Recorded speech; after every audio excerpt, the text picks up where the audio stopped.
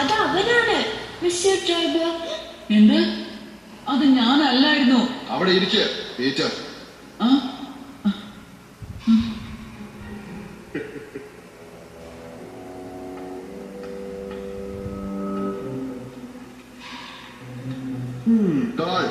നല്ല കുട്ടികളോട് 2 പ്രാവശ്യം പറയണ്ട. പിന്നെ കോമാളികൾ സർക്കസിലാണ് ഉള്ളത്, അല്ലാതെ ക്ലാസ് റൂമിലല്ല. കുറച്ച് പേപ്പർ കൂടി ഉണ്ടല്ലോ അല്ലേ എഴുതാനായിട്ട്? 50 പ്രാവശ്യം എഴുതിക്കോ. മിസ്റ്റർ ഡ്രൈവർ, ഇത് ശരിയല്ല. പീറ്റർ അല്ലേ അത് ചെയ്തത്? നിനക്കും അപ്പോൾ എഴുതാൻ ആഗ്രഹമുണ്ടല്ലേ തെരേസ?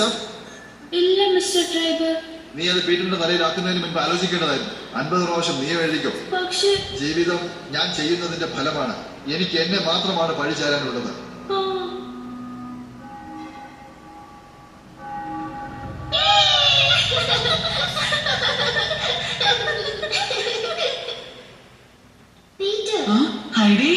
കണ്ടതിൽ സന്തോഷം. ഈ മഞ്ഞിലൂടെയാണോ നീ എന്നെ കാണാൻ വന്നത്? എനിക്ക് വിശ്വസിക്കാൻ കഴിയുന്നില്ല. അവർ ഇത്ര വൃത്തികെട്ടവരാണോ? അവർക്ക് വേണ്ടത് അവർക്ക് കിട്ടി. മിസ്റ്റർ ഡ്രൈവറിന് നന്ദി പറയണം. അദ്ദേഹം നീതിയുള്ള ആളാണ്. നീ പറഞ്ഞതുപോലെ അല്ല അദ്ദേഹം. അദ്ദേഹം എത്ര നീതിയുള്ള ആളോ ആയിക്കോട്ടെ, എന്തൊക്കെയായാലും ഞാൻ ഒരിക്കലും സ്കൂൾ ഇഷ്ടപ്പെടാൻ പോകുന്നില്ല. നമുക്ക് ഈ സ്ലെഡ്ജിൽ പോയാലോ?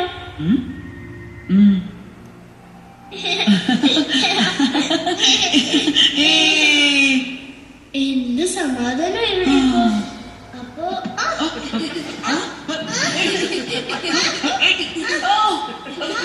ആ പേപ്പറിനേക്കാൾ നല്ലത് ഇതാണ് പീറ്റർ. കാണിക്കുന്നേ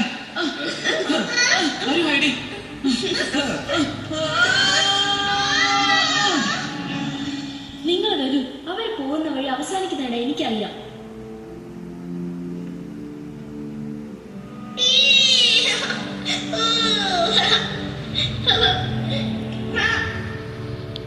ഗ്രാമത്തിൽ വെച്ച് അവർ നമ്മളോട് കളിക്കാൻ വരില്ല.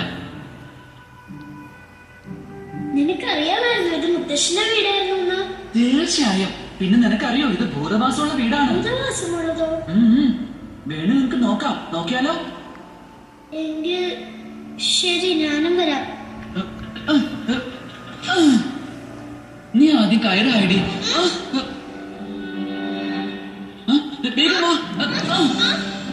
ഇനി വെളിയിലേക്ക് വഴിയില്ല ബില്ലി ഗോട്ട്. ഇത് പൂട്ടിയിരിക്കുകയാണോ? മുത്തശ്ശനെപ്പോൾ മതിലിന്റെ തക്കോൽ ചുവരിന്റെ അടുത്തുള്ള കല്ലിന്റെ താഴെയാ വെക്കാറുള്ളത്.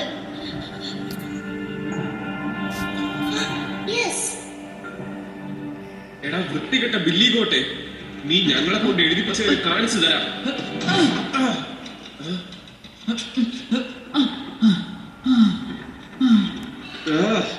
അവരകത്ത് കയറി. ചിലപ്പോ അകത്തേക്ക് വേറെ വഴി കാണും. നിങ്ങൾ വാ.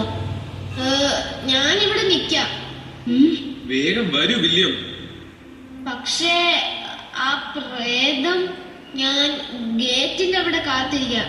അവർ അതുവഴി വന്നാൽ ഞാൻ അവര് പോവാതെ തടയാം. നിന്റെ ഇഷ്ടം പോലെ. വരൂ കാൾ, നമുക്ക് പുറകിൽ പോയി നോക്കാം. നമുക്ക് എവിടെയും